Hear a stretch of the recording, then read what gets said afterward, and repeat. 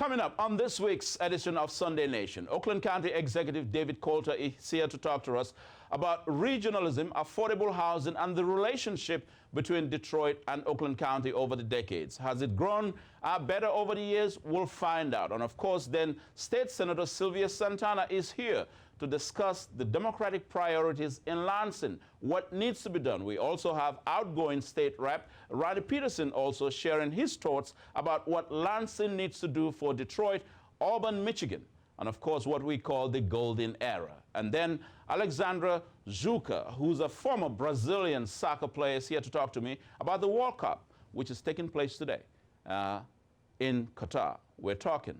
All coming up on this week's edition of Sunday Nation. Stay with us.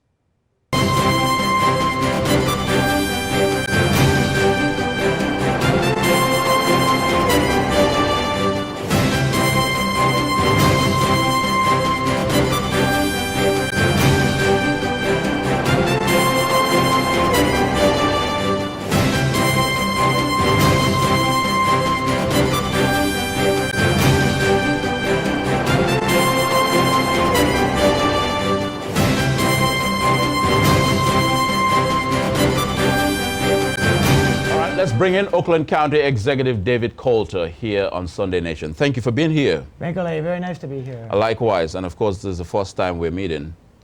It is. And I want to begin obviously with regional transit. I mean, that's been perhaps the holy grail, I guess, in terms of regional conversation here in Southeast Michigan. Where are we on regional transit? I understand there's some movement taking place in Oakland County. The question becomes, are you going to be the one to deliver what has long been, you know, a protracted battle? I'm going to try.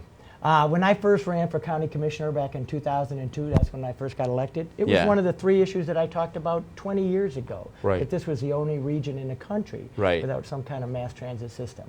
So I've been an advocate of this for a long time. And I think Oakland County's been an impediment, frankly, to this for a long time. So what we did is, I think we took a very important step forward this year. We put on the ballot, my Board of Commissioners put on the ballot, and I helped campaign for a county-wide transit millage. In the old days, individual cities could opt out. So Novi and Rochester Hills, you couldn't get to work on a bus in Novi because the bus couldn't stop there. So we got the voters to agree and pass a county-wide millage, which I think is going to be a game changer. It's not mass transit, but it's going to provide transit services, both the the mainline routes and the pick you up at your home kind of, the senior routes, everything to every resident everywhere in Oakland County. I think that's the foundation to build on in the future. But it was, a lot of people thought we couldn't do it, and we did. A lot of people think we can have mass transit in this region, but I believe that we can. And I think with Oakland County at the table, with Detroit and Wayne, and I don't know if Macomb will be there or not, that's up to them, but I think we can get something done. Yeah, you know, and it's interesting you say that, because when it comes to Oakland, Macomb, Wayne, you know, there's always this interplay in terms of, it's almost as if it's a power struggle, if you will. Yeah, you know, a power struggle and a little bit of a shtick, you know what I mean? I remember back when Brooks Patterson and Coleman Young, they had that going on, and part of it was because it served them in their vote with their voters. But I think voters have changed and politics have changed. I'm very much more of a regional collaboration kind of guy. I was the mayor of Ferndale. We border 8 Mile Road. I always said, I understand that my community is only going to be as strong as the community right next door. It doesn't help us. You know, our problems don't stop at 8 Mile and DeQuinder. So I've always understood that we're in competition with regions across the country, not with Detroit and Wayne County and Macomb County. And so to the extent that we can collaborate on things, I've tried to be that kind of a leader. And Oakland County still has significant levers here, because you're one of the richest counties in the nation. We are. There's a lot of prosperity there, a lot of success there, and a lot of ability to partner on things. Now, it's not an open checkbook. I think sometimes my partners say, come on, just write us a check. No, it's not about that, but it's about working together. If you live in Europe and you don't know what Oakland County even is, I just came back from Europe. They don't know Oakland County. They think it's Oakland, California. So we're Metro Detroit. We're in this together, and if we're going to improve this region, then we have to do it together, in my view. But what do you think it will take, though, because the infighting becomes so evident? What will it take to get, you know, to get Oakland County, Macomb, and Wayne on the table in a way that enhances quality of life in the region, as opposed to, you know, pockets? Yeah. Well, first of all, it's a willingness to sit at the table together, and even break bread together. You know, I don't know if you heard this story, Bankole, but when I first became executive, I reached out to those guys and said, look, I'm the new guy. The big four, as they call it, right? Yeah. The mayor and the three executives. I said, I'm the new guy. Why don't we sit down? No agenda. I invited them over to my house for dinner. I cooked dinner for them. We sat around. The joke is that I cooked dinner. Warren Evans brought the wine. Mark Hackle brought pies, and Mike Duggan brought his appetite. But literally, you know, it's a people business at the end of the day, and those relationships and that trust is important. So, you know, I tried to set the tone, and I think we still have. It doesn't mean we agree on everything. Yeah. But I've tried to set a tone of, we can partner together. We don't have to play this game of, you know, political game for personal gain. And I don't. That's not the way I roll. And I think it helped set a tone that we've tried, I think, all of us. Where do you think the county is now since you became county executive? On top of all the issues that we're talking about. We're moving in a different direction. We really are. I'm trying to move us in a more, I would call it progressive direction, more 21st century. Yes, we're a wealthy county. Yes, we have a good budget, which the previous administration always bragged about, and we've maintained. Still have the AAA bond rating, still have a balanced budget. But with that comes the opportunity to do so much more. Things like transit, but things like environmental sustainability. I hired our first ever environmental sustainability officer. DEI, I hired the county's first ever diversity, equity, inclusion officer, and now we're doing equity work in Oakland County that had never been done before. So I view that sort of economic foundation as not the goal, but the foundation that allows us to move forward. You know, it's a very diverse county. Over the past 10 years, we'd have actually seen a decrease in population if it had not been for foreign-born residents. So one of the things I'm trying to do is lift up the diversity of Oakland County in all its many ways, so people understand it's not just people that look like me. So the change in demographic, diverse, do you feel, though, that there is an appreciation within Oakland County's leadership of this changing demographic, or do you feel like you have to basically butt heads with people to understand that, look, the future is, in fact, a multiracial and multi-diverse communities? Yeah. Well, you know, there's some folks that work at Oakland County who have been there for years and decades. Yeah. I have been clear about what I expect and the vision that I'm trying to put forward. If folks can't get on board with that, they might want to find somewhere else to work, frankly, because we're serious about this. My DEI officer, for instance, in a lot of corporations, DEI is in human resources because it's about quota, you know, hiring, which we need to do better at hiring in Oakland County. Our employee workforce does not represent the diversity of the county, so that's important.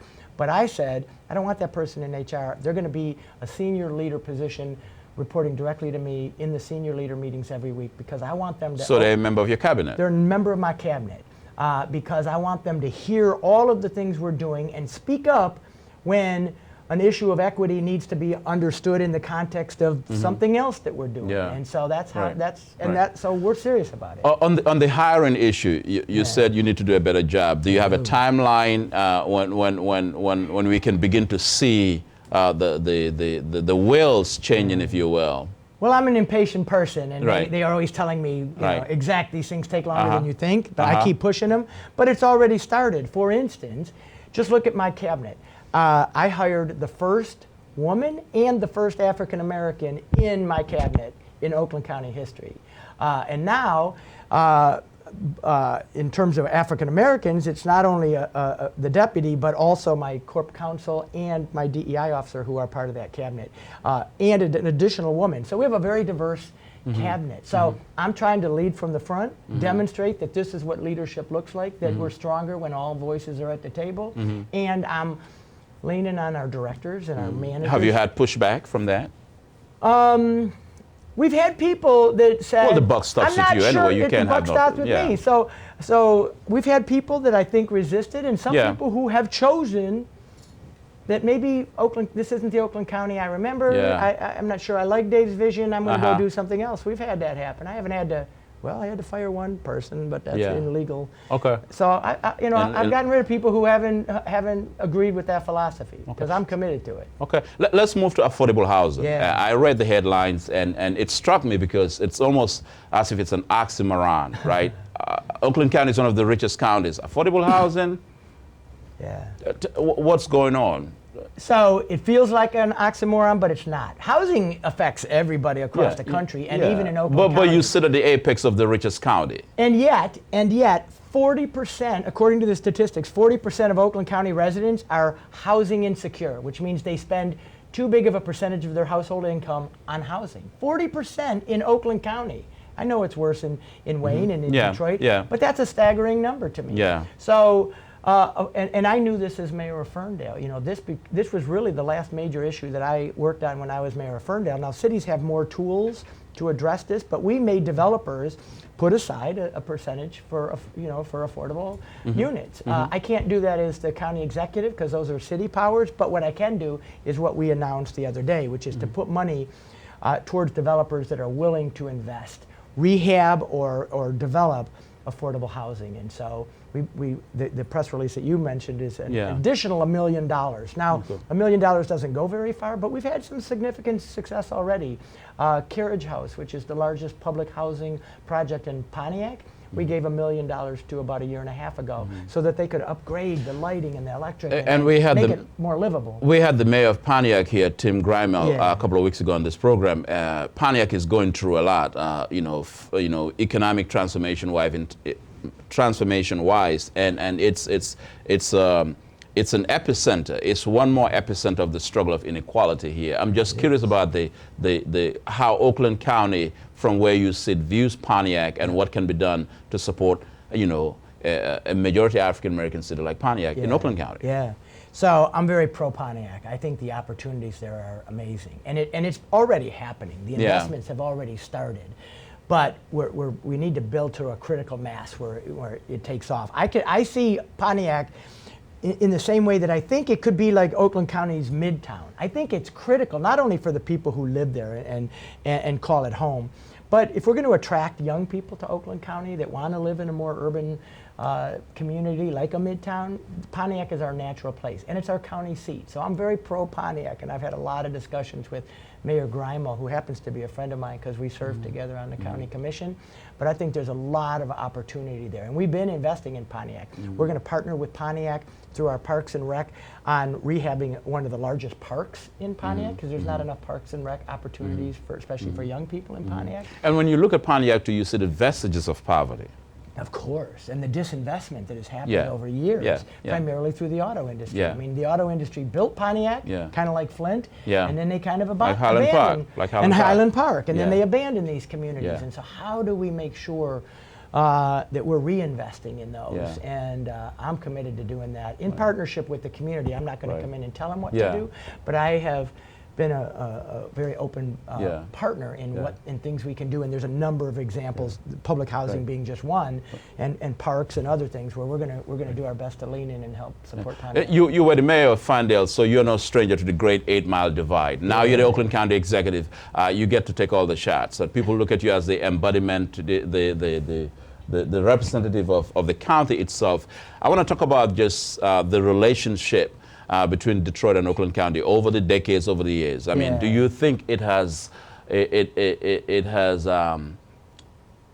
come to a point where that history no longer informs what you do, or is that history important to inform how Detroit engages with Oakland County? Yeah. Well, the history is important, and I know the history. I mean, we talk about, in biblical inference, we talk about the sins of the forefathers. Yeah. Yeah, and I'm all too familiar. I'm older than I look, so I've been aroround for a while. You look young, though. I grew up on the east side, and so for me, what was startling as a young man is driving down Jefferson. I lived at 8 Mile and Harper area. You drive down Jefferson, and then you hit Alta Road, and it was, Great Divide, two different worlds. Yep. And as a young man, I couldn't understand how did that happen. And so obviously, as I grew up and I understood, the racial consequences, I vaguely remember the 1967 and what happened then. I remember the National Guard going down Harper right by my house. So that all informs you know, sort of what I think now. But more importantly, I think we're at a point where people want to move past that, where people, even though we don't always know how, I mean, I talk about this with my DEI officer all the time. I think people are open to this kind of progress. They want to see more success and progress. They don't always know how. So we have to give each other a little bit of grace, right? We need to, these are hard conversations to have sometimes. Right. And we need to give each other a little bit of grace because we're not always coming from the same place. Right. But in the end, I think we're all trying to get to the same place. That's how I look at it, and that's how I try to approach it. All right. Well, thank you so much for being here. Yeah, my pleasure. Good to have you. Got to have you back. I'd love to. Yeah, right. David Coulter, the Oakland County Executive here on Sunday Nation. We'll be right back after this break. Stay with me. I'm Bankole Thompson.